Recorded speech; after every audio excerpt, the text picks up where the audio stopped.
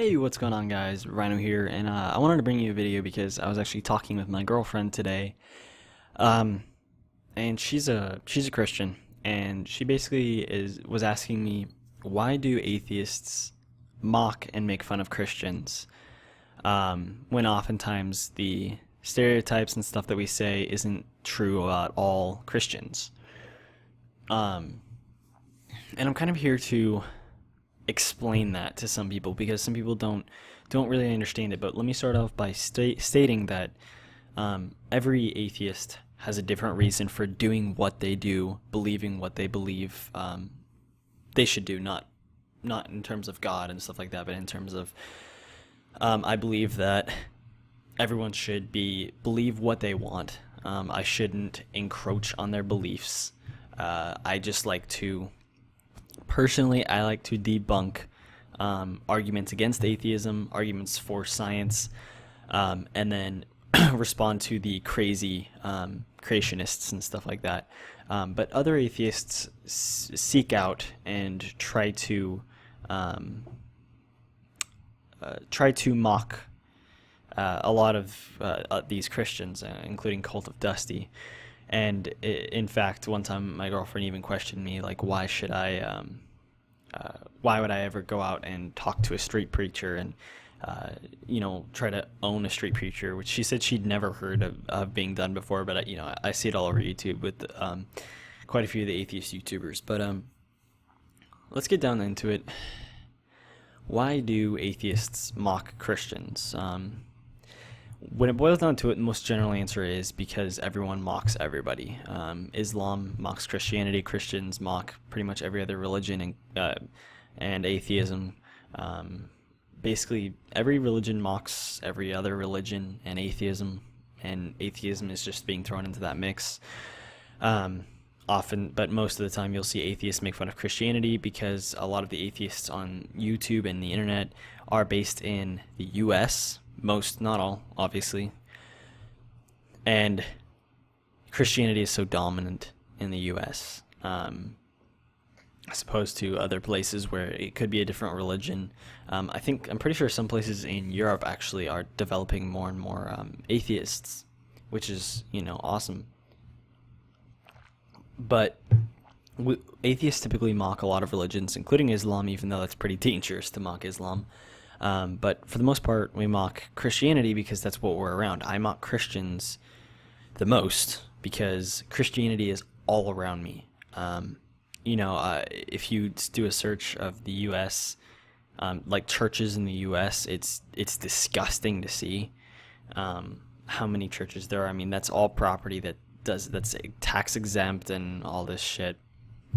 Imagine the revenue we'd bring in if we taxed churches the appropriate amount. But why do we mock Christians in general? And the reason is, there's numerous reasons. The reason why I see it is because most of the time,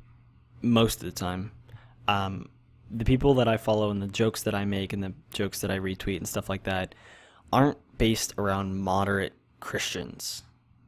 Like my girlfriend. She believes in God, but that's about it. She doesn't go to church. She doesn't do anything else with her religion. And there's nothing really to mock about her. She believes in God, so she believes in an afterlife, so she doesn't preach at me. She doesn't say, oh, well, you're going to hell for being an atheist. She just believes in God, and that's it. And that's a non-harmful belief system that I personally don't mock. I mock the creationists, the people who deny evolution, which isn't necessarily creationists, but like anyone who denies evolution. People who take their religion way too seriously. People who follow religious texts by the word. But the thing that I mock the most is, I guess this could be moderate Christians, but when people quote the Bible to make or to take away a law, and especially so when they are being hypocritical about it. For example, people who say that because of Leviticus, we shouldn't allow gay marriage. There are other things Leviticus says are abominations, like shrimp. Well, that's like shrimp and lobsters and stuff like that. There's a list of them, but it's like shellfish basically, are abominations, and I guarantee most of these people enjoy shrimp every now and then, enjoy crab, lobster, anything like that. You know, they're hypocritical about it. But the worst part is just the fact that they're trying to bring religion into our legal system, our legal system. Regardless of what's true and what's not, Christianity should not dictate any laws in the United States or the world, to be honest, but the United States specifically, because the United States is founded on religious freedom, freedom of religion, as well as we are not a Christian nation. It actually specifically says it in the Constitution. The U.S. is not a Christian nation, and therefore Christianity should not dictate any of our laws because it could circumvent or contradict someone else's beliefs or rights. When they should come here for religious freedom, but they can't. But they're getting, bashed and hurt because of these laws that are being put into place, which should never happen, but it still does. Texas is notorious for this. Bunch of nut jobs down there, but a lot of it has to do, a lot of the mocking that I do and that I am in support of is mocking of things related to law. Christians trying to put things in law or take things away in the law because of their holy book, which has been proven to be incorrect in numerous occasions.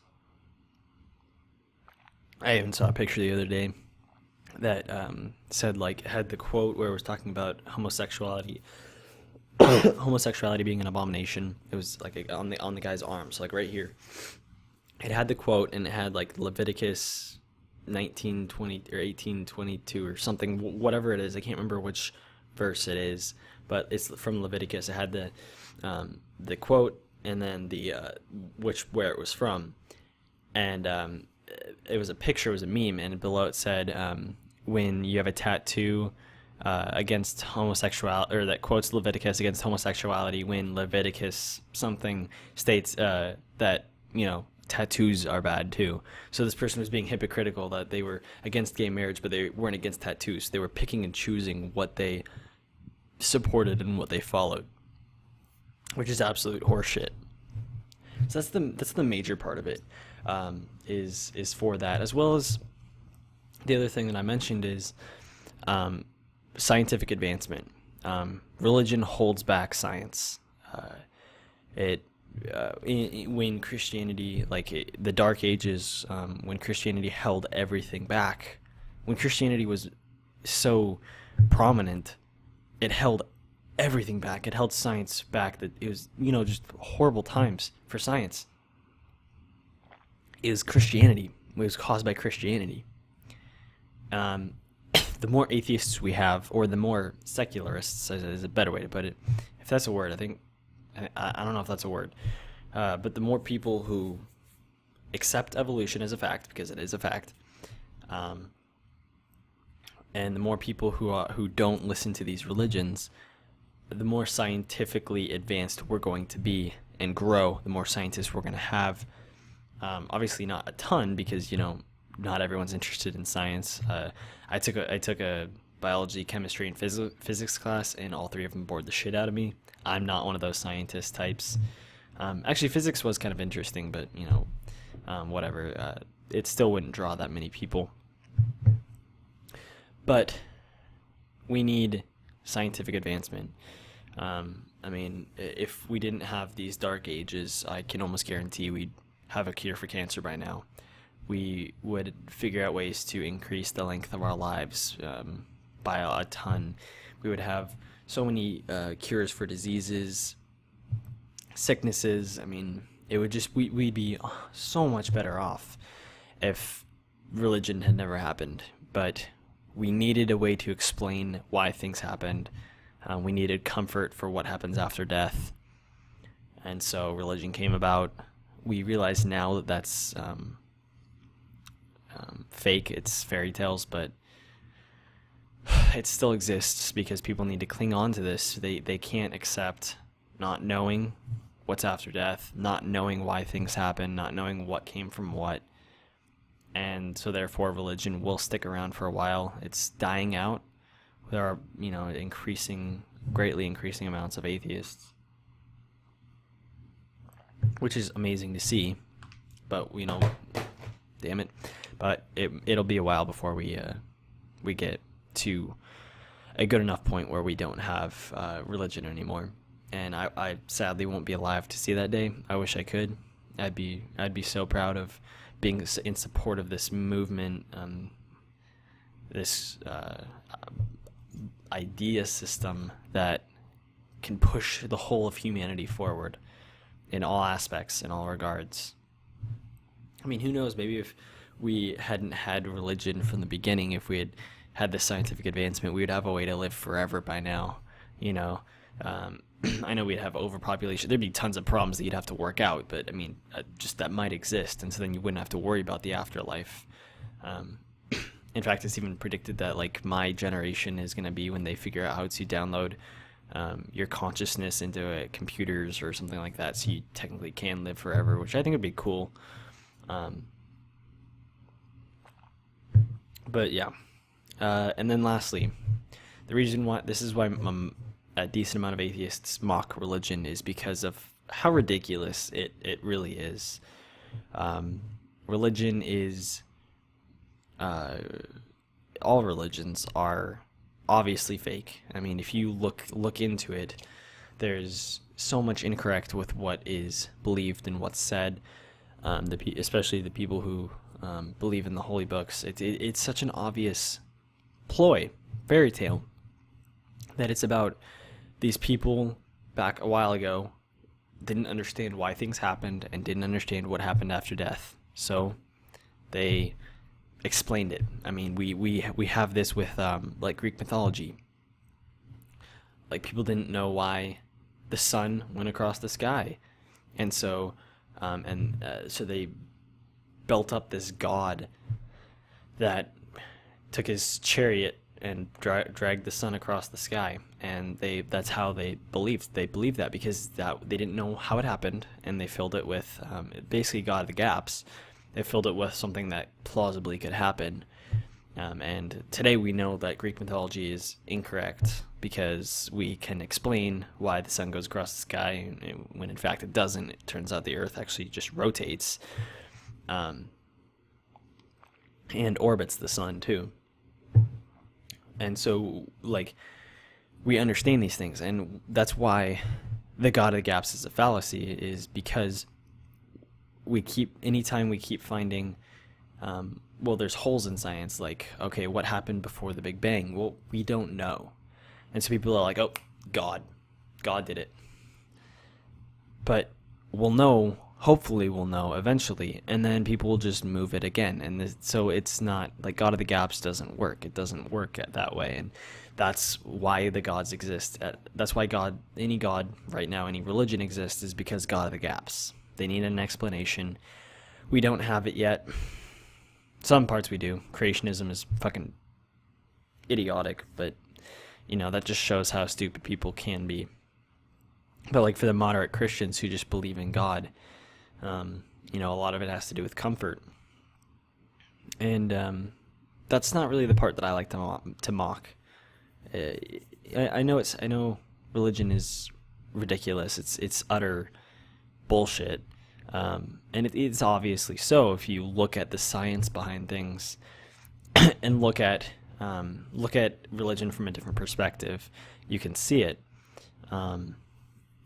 Especially like the biggest thing being the burden of proof lies on the people claiming that these gods exist, and they are never able to provide evidence. So, it's clear that it's false.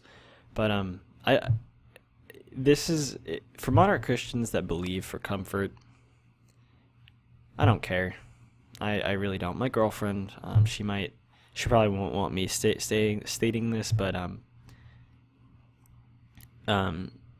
you guys don't know her name, so whatever. You'll never know who she is. But she has a terrible, terrible fear of death.